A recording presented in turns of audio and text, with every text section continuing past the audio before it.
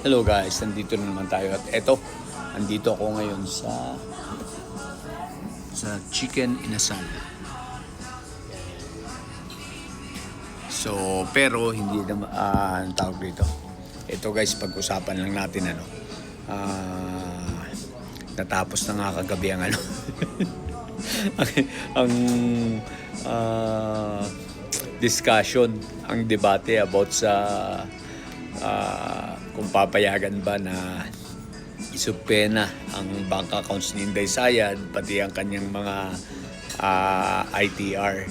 At yun, nagdesisyon nga ang impeachment court na papayagan. So ano ang ibig sabihin nito? Di iiyak na naman si Sayad.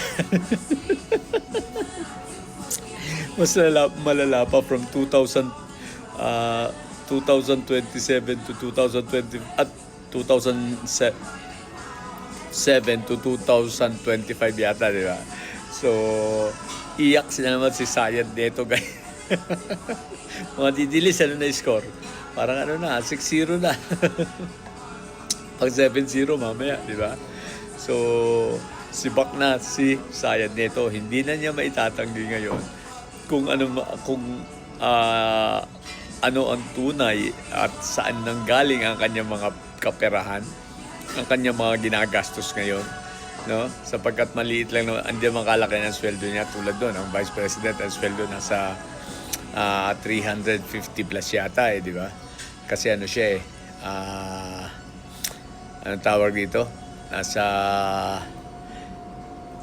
anong level ba yun? Salary level 32 yata, no? Nung mayor siya, di lalo na, di ba? So ngayon mabubuksan ng ang mga bank accounts nila, pati si Mans Carpio. Ngayon, ang nakakaawa ay si Lapoa, malamang mababato na naman ang laptop. Palpak na naman. Sabi ni Sayad, palpak na naman. Diba? High blood na naman si Sayad nito. Palpak na naman. Siyempre sa atin, panalo na naman ang taong bayan dito, diba? Tayo na naman ang dito. Ang panalo sa laban na ito. So, yun. Kaabang-abang ito, ha. Article 2. Medyo maganda rin usapin ito sapagkat magkakalabasan na ng mga tinatago ni Inday Sayad. Magkakalabasan na ng katotohanan. At magkakalabasan na, I think dito sa Article 2, dito rin papasok sila, sila Trillanes at witness, Kasi yan yung sa bank accounts, di ba? So,